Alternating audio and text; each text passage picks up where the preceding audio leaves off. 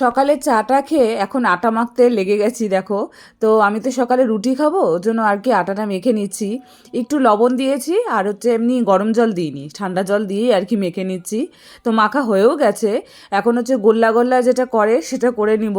অনেকটা বেশি হয়েছে, দুটো রুটি খাবো তো অনেকটা বেশি হয়েছে, ফ্রিজে রেখে দেওয়া যাবে, সেটা কোনো অসুবিধা হবে না। কিন্তু ফ্রিজের লাইনই তো নেই। যাই হোক, নষ্ট হবে না, একটা এয়ারটাইট বক্সে রেখে দিব। বেশি মেখে একদম দুটো রুটি করব, তার জন্য আর কি কতটা মাপ নিতে হবে, একটু বেশি হয়েই যায় দেখবে। তো অত মাপ অনুযায়ী করা যায় না। তো যতটা বেশি হয় ততটা আর কি এয়ারটাইট বক্সে রেখে দিব, কালকে আবার খাওয়া যাবে। তো মাখা হয়েও গেল, এখন বেলেও নিব রুটিটা। রুটিটা কী দিয়ে খাবো বলো তো? কুয়াশ ভাজা আছে, কুয়াশ ভাজা দিয়ে রুটি খেতে বেশ ভালো লাগে আমার, ওটা দিয়ে খেয়ে নিব, সকালের টিফিনটা করে নিব। গুড মর্নিং বন্ধুরা, শুভ সকাল। তোমরা কেমন আছো? আশা করি ভালোই আছো, আমি ভালো আছি। তো চলো আজকের ব্লগটা দেখতে থাকো, আশা করি আজকের ব্লগটা বেশ ভালোই লাগবে। তো পেছনে দেখতে পাচ্ছ আমাদের ঘরে, দেখো এই যে পেছনটাতে মশারি টানানো। তো আমার হাজব্যান্ড এখনো শুয়ে আছে, ও ঘুম থেকে ওঠেনি, এখনই উঠবে, দেরি আছে এখনো। মানে নটা, সাড়ে নটা তখন বাজেই, নটা তখন বাজেই, সাড়ে নয়টা ধরো, সাড়ে নয়টা পৌনে দশটা এরকম তো হবেই।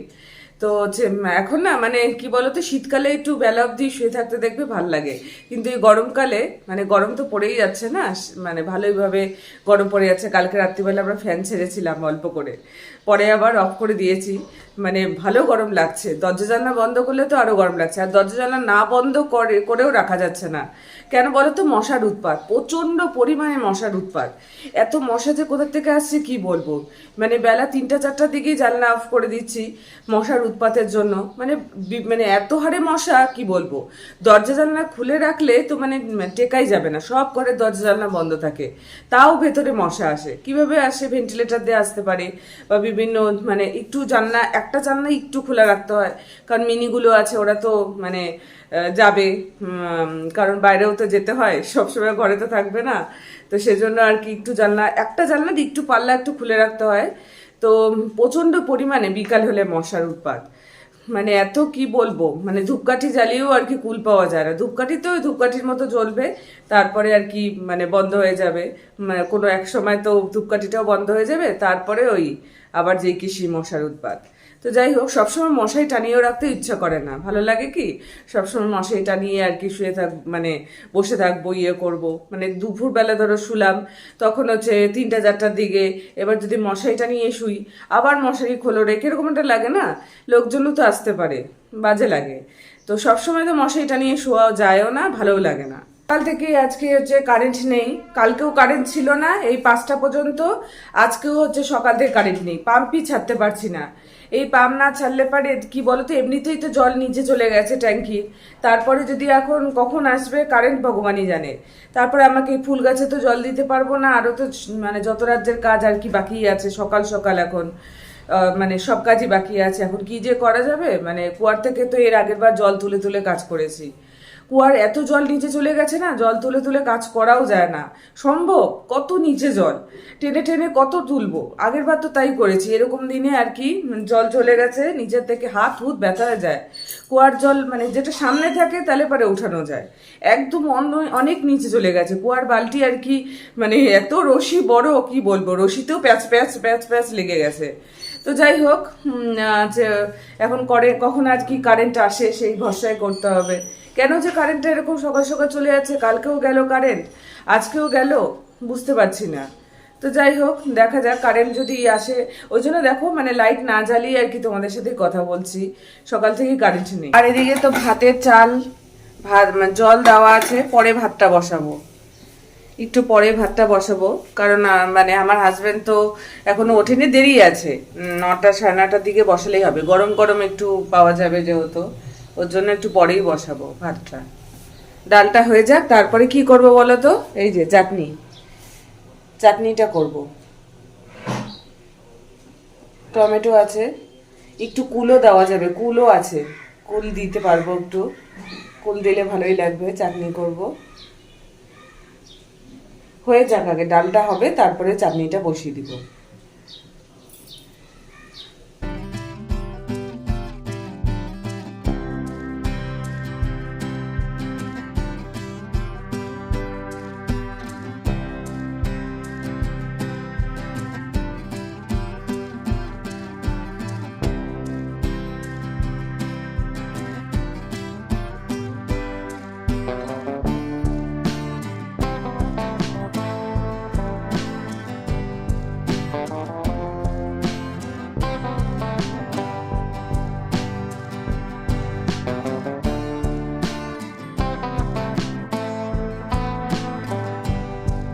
মাছের ঝোল মোটামুটি করেই নিচ্ছি। তো দেখো ওদিকে মাছগুলো ভেজে রেখেছি, মাছগুলো ভাজা দেখতে কি সুন্দর লাগছে না, লাল লাল টুকটুকে।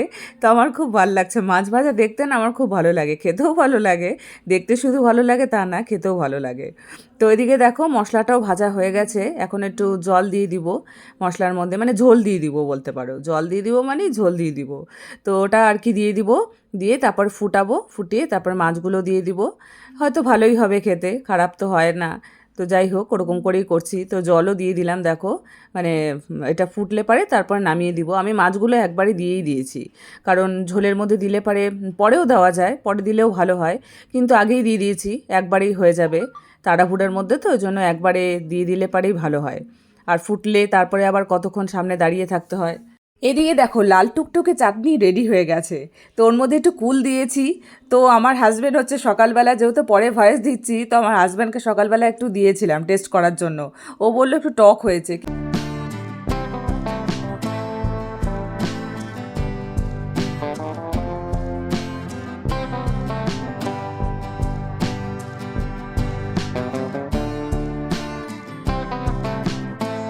শনিবারে গিয়ে কি মেনু হয়েছে শেয়ার করিনি তোমাদের সাথে। তো প্রথমেই দেখালাম স্যালাড, চাটনি, যেটা লাস্ট পাতে খাওয়া হয় বলতে পারো। তো সেটাই আর কি সবার প্রথমে আর কি উঠলো হাতে। তো যাই হোক, তোমাদেরকে দেখানো দিয়ে কথা, তো সেটা লাস্টে হোক আর ফার্স্টে হোক। তো এখানে দেখো কুয়াশ ভাজা আছে অল্প, রুটি দিয়ে খেলাম, আরেকটু আছে পরে খাওয়া যাবে। ডাল এখানে হয়েছে মুসুর ডাল, টমেটো দিয়ে হয়েছে। আর এখানে হচ্ছে করলার ঝোল। করলার ঝোল দেখো, আলু দিয়ে করলা, মানে যেটা ঝোল হয় আর কি, মশলাও দেওয়া হয়। আর ডাল সিদ্ধ আছে, সকালে ডাল সিদ্ধ আছে অল্প করে, তো ওটা আমি খেয়ে নিবো। আমার ডাল সিদ্ধ খেতে আবার খুব ভালো লাগে, ঘি দিয়ে বলো এমনিও বলো ভালো লাগে। আর মাছের ঝোল, মাছের ঝোল তো তোমাদেরকে দেখালামই। তো এগুলোই আজকে আমাদের রান্না হয়েছে বলতে পারো।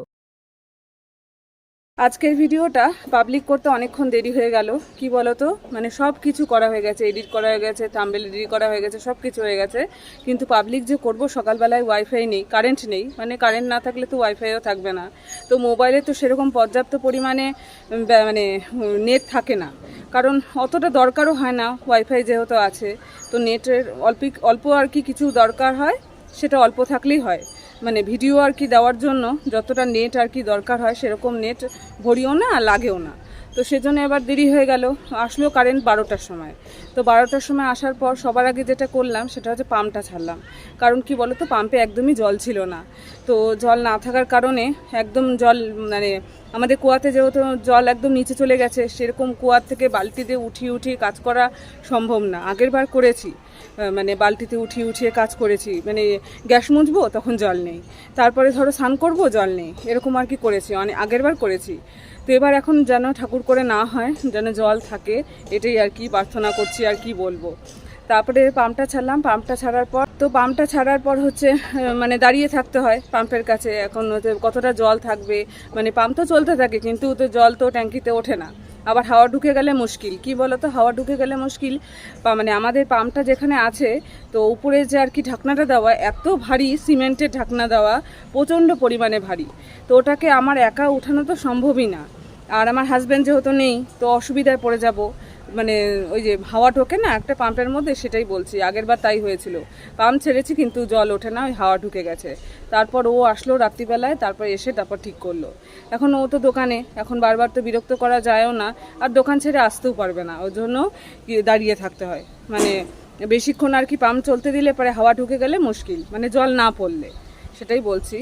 তো এখন কি কাজ বাকি আছে বলো তো, ঘর হচ্ছে ঝাড় দেওয়া হয়ে গেছে, বাইরের যে মানে বারান্দার গাছগুলো, ওগুলোতে জল দেওয়া হয়ে গেছে, সবই হয়ে গেছে, শুধু ঘরটা মুছবো। মা বাবারা খাচ্ছে, তো ওই জন্য ঘরটা ভাবলাম যে একটু পরেই মুছি। এখন 1:22 মতো বাজে, তো হয়ে যাবে আশা করি 1:30টার মধ্যে। তো হচ্ছে ঘরটা মুছবো আর জল দিব গাছগুলোতে, মানে এই যে পেছনের গাছগুলোতে, ওগুলো আবার স্নান করতে যাওয়ার আগেই দিতে হয়, কেন বলো তো, বালি আছে প্রচণ্ড, আবার ঘরে বালি হয়ে যাবে, ওই জন্য পেছনের গাছগুলোতে আমি স্নান করার আগেই গাছগুলোতে জল দিয়ে দিই। তো ওটা বাকি আছে, তারপর স্নান করব। তো আজকে প্রচণ্ড রৌদ্র, গরম লাগছে ভালোই, কালকে তো ফ্যান ছেড়েছিলাম, আজকেও মনে হয় ফ্যান ছাড়তে হবে, ফ্যান ছাড়া মানে থাকা যাচ্ছে না। আবার ফ্যান বেশি ছাড়লে পারে কি বলো তো, ঠান্ডা লেগে যাচ্ছে, কাশি হচ্ছে, সর্দি হচ্ছে, এরকম হ্যাচ্চো হচ্ছে, এরকম হচ্ছে। তো যাই হোক, এগুলো আর কি এখন মানে গিয়ে আর কি ঘরটা মুছে নিব, মা বাবার খাওয়াটা হয়ে যাক, তারপর ঘরটা মুছে নেব।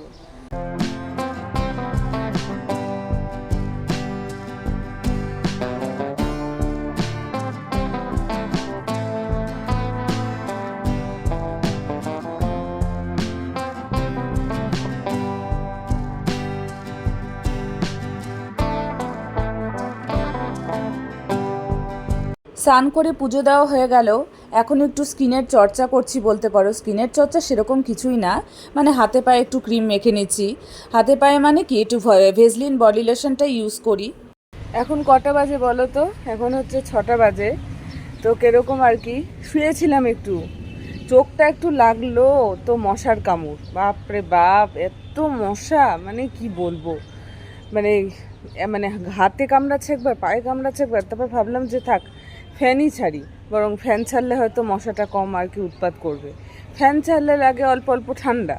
তো এবার হচ্ছে মানে মুশকিলের ব্যাপার। তারপরে একে না ধুয়ে দিলাম, দেওয়ার পর আর কি ফ্যান চললো, তাও মশার কোথায়, মানে চোখের মধ্যে একবার কামড়াচ্ছে, নাকের মধ্যে একবার কামড়াচ্ছে, মুখের মধ্যে একবার কামড়াচ্ছে, হাতের মধ্যে কামড়াচ্ছে, কি উৎপাত, মানে কি বলবো।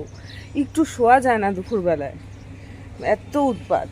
তাই যাই হোক, তারপরে উঠলাম, এখনও চা খাইনি, কারণ হচ্ছে সন্ধ্যাবাতিটা দিতে এসেছি, সন্ধ্যা এখনও সেভাবে লাগেনি। তাই ভাবলাম যে একটু কথা বলি তোমাদের সাথে। তো হাঁটাহাঁটি করছি ছাদে এসে বলতে পারো। এই যে একবার এই দিকে যাচ্ছি, একবার ওদিকে যাচ্ছি, আর পাখিগুলোকে দেখছি আকাশে। এখন বাড়ি ফিরবে সব পাখিগুলো, বেশ ভালো লাগছে দেখতে। মানে শীতকালে এত তাড়াতাড়ি সন্ধ্যা লেগে যায়, দেখতে দেখতেই সন্ধ্যা লেগে যায়। মানে এই সময় 6টা মানে তো মানে মধ্যরাত্রি আর কি বলতে পারো শীতকালে।